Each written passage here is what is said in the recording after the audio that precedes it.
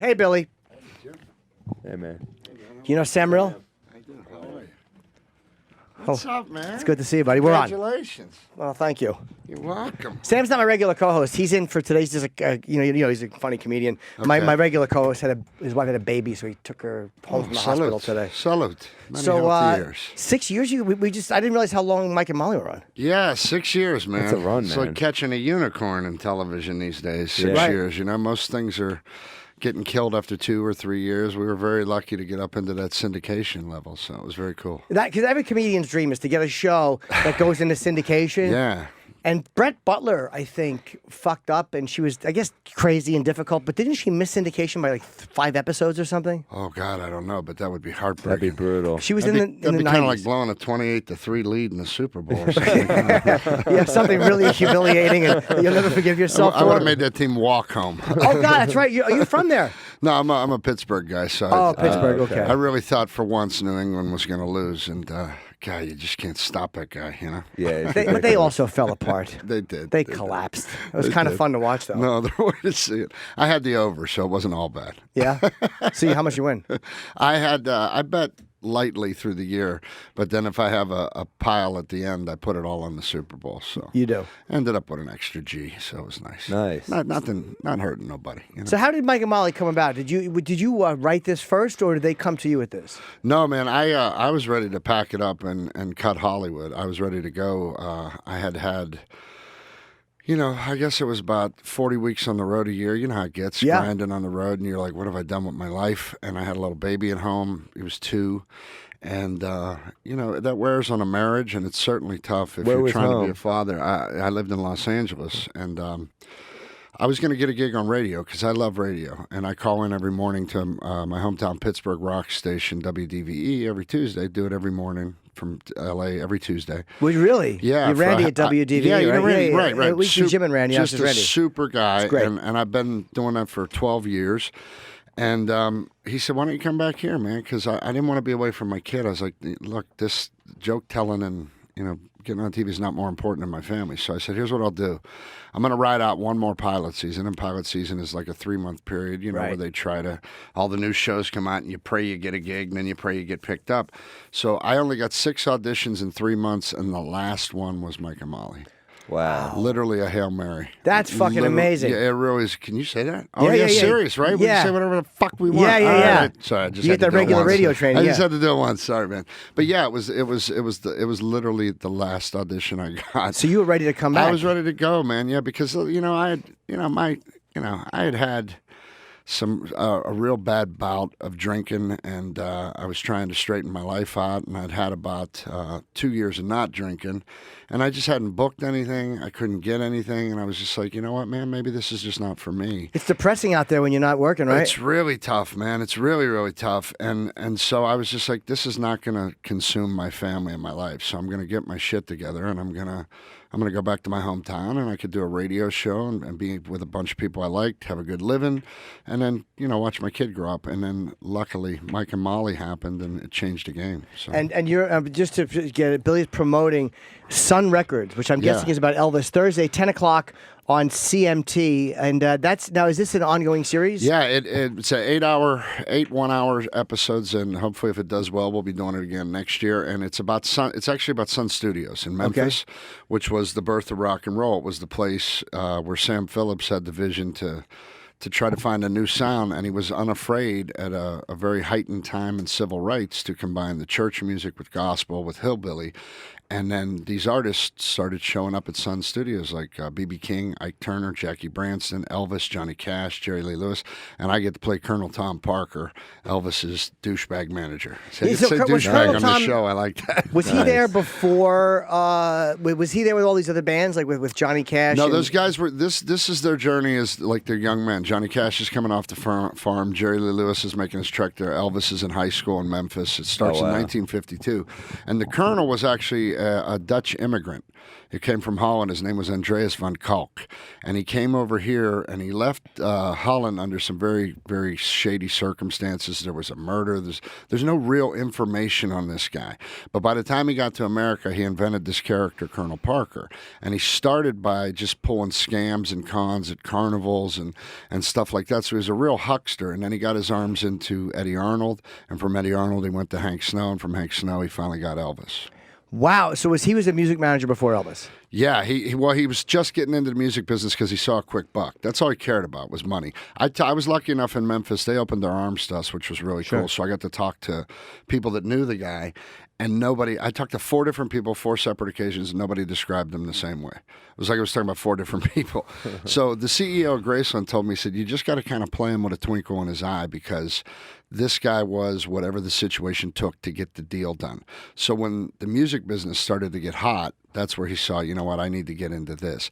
But he was the kind of guy that could sell anything to anybody. And, he was actually, he was an awful guy when it came to how much money he took from Elvis. But at the same time, he was the guy that saw Elvis and went, this guy could be the king of rock and roll. And he was the first guy to market that stuff. Okay, so he really did help Elvis become Elvis. He really did. And in a very unhealthy way, he isolated Elvis. So in an unhealthy way, he made him feel safe, which is a very weird hold to have over somebody. You know what I mean? Because he isolated him from his parents. He isolated him from Sam Phillips. He isolated him from Trixie, his original girlfriend. And he kept Elvis in this little bubble.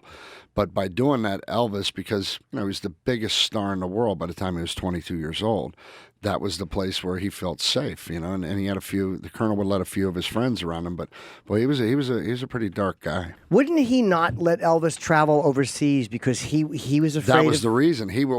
Because he was an illegal immigrant, he was afraid that if he took Elvis over there, he'd get deported. But then he was scared if he let Elvis go on his own, that somebody would scoop him up. Wow. So he kept him here in America. So he couldn't have sent one of his people with Elvis? The Colonel didn't trust anybody with Elvis. He just did not want anybody near him. How did he convince Elvis to not go overseas? You know what? I don't know, man. We're exploring that as we go. And like I said, this guy was so devious. He's got the biggest rock star in the world, but he was smart enough to stay in the shadows. There's not much on him. There's not much information on him. So there's one recording with him and Ted Koppel in an interview, but he's like, I don't know, he's almost 89 or something. So he's kind of past everything. There's not a lot of video on him. Yeah, and there's a few phone calls that you can hear old phone conversations, but you really don't get any message. How old was he when he scooped up Elvis? The Colonel? Yeah. I think he was probably about 42, 43, somewhere in there, somewhere in that. Again, everything is sketchy. Like you can hear 3 different stories from 3 different people. But he was about 25 years Elvis's senior. So. Did you talk to Priscilla? I did not get to talk to her, but we did get to talk to some of the Memphis Mafia, and we talked to some of the guys that did...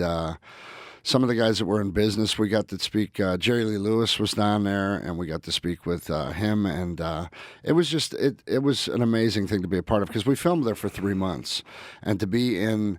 To go to the black gospel churches where Elvis would sneak in so he could hear that sound. That's what he wanted. In '52, he would sneak into the church service so he could hear that sound. That's what he wanted. And then to be in his high school and to be in the actual Sun Records. I mean, it was pretty wild. I've been there once. I went with when I was touring with Dice. We did a gig down there, and we got a private tour of Nashville, and Graceland. Graceland, And we went to the studios, and I got pictures. I had such a fucking awful form. I'm just standing there like a jizz bucket with the fucking Elvis's mic in front of me, like, hey guys. It's the war. I look like such a tool. But it was cool to be in that room. You can't help but feel that when you walk in there, and that's the actual mic they recorded on. They let people grab it, which I think is kind of cool. And the first night we were in Memphis, they invited us over there, and here we are, 50, 60 years later, and there's a young band in there trying to cut a record. And they're still playing in that studio. Yeah, they still record every week. Did you get to go into Graceland at all? How much access did you have? I did. We got the private tour of Graceland, actually, and I think we got to go to 2 rooms that aren't normally on the tour, but we didn't get to go upstairs, which is where I wanted to go. Nobody gets to go upstairs. I wonder why they don't let anybody upstairs. I think they just keep that part private. I don't know. I think it's the family's request. What's up there? I don't know. Well, there's the bathroom, obviously, where he passed away, but then there's a couple bedrooms and stuff, but you don't get to see that stuff. But, how old was he when he died? I heard a funny story about the Jungle Room. I didn't know the origin of the Jungle Room, but the Jungle Room Elvis did basically to mess with Vern, his father, because they were out shopping and he saw this furniture that he started insulting and hating, and Elvis bought all of it. And then he had a bay window removed so that they could bring all of it in and put a piano in there, and then had to repair the window. So the Jungle Room can't be removed. Oh, he was 42. Wow. Yeah. I've been down there, and the upstairs. One of my managers got to go upstairs. Oh, he did. Wow. Because for a while, the managers I was with, they were part of the group that controlled Elvis's estate. Yeah. And so he got to go up, and he told me I get to go upstairs. That's why. That's like a visitation with the Pope. You can't get up there. You know? Yeah, they have it roped off, and there's like an alarm or something. yeah. I wonder if there's really an alarm, or if they just say They there's an probably alarm. just say that for people like us. Yeah, and it works though. But did you now? How old was Lisa? Like the kid? Who was the wife? Priscilla or Lisa Marie? Priscilla is Neither the one wife. of you got Lisa to, right? Marie is the daughter. I don't know how old she is now. But Priscilla would have known him Priscilla well. saved Graceland and she was the one that got Colonel Parker out of Graceland. It took them, a team of lawyers to get him unburied from Graceland. Wait, he was living there? Yeah, no, but he was involved with all the money. He was Okay. involved with 50-50 at that point. Can you imagine? 50-50. Wow. Yeah. Now Elvis went with that? Yeah, well, he had that weird loyalty to him, and I guess they were making so much, I'm not sure Elvis was really aware of it because he died with about $1 million in the bank. Can you imagine that? Is that it? Yeah, and then now they've turned. But that was probably a decent amount then, right? Yeah, but he should have He been made so way more much, than yeah. that, exactly. But the Colonel Parker, the CEO of Graceland told me, he goes, you can justify 30% of Elvis's money for the Colonel. He goes, because look, you pay a agent, you pay a manager, you pay a publicist, you pay a lawyer. Okay, if you have a pretty successful career. That's 10, 5, 5. That's you're right there at 30%. But he just went too far with it, and then there was all the side deals that he would get too. He was just greedy. Awful, and he had a horrible gambling addiction as well. Oh, which I'm wow. looking forward to playing. I hope we get into that. Do you think I he want to got? do some research for that. I wonder if he got to fuck a lot of girls being Elvis's manager. He wasn't gay or anything, was he? No, I don't think he was too much of a womanizer. Because he had such trust issues. They kind of touch on that in the first episode. There was a prostitute that was like the only person he would talk the truth to, because he just felt safe cool. around her. So she was the only one he kind of trusted. So they touch on that in the first series. But the Colonel was very, very guarded. Man. Is He she was all dead, about or you the don't know who money. she is? We don't know. We don't know what her actual name was. I don't know if it was an authentic name, but we do know the story happened. But it was just a woman that he felt safe to tell everything. It was like who he could be himself around. Was he married? So, but we've never gotten a hold of her to talk to her. I don't even know if she's alive.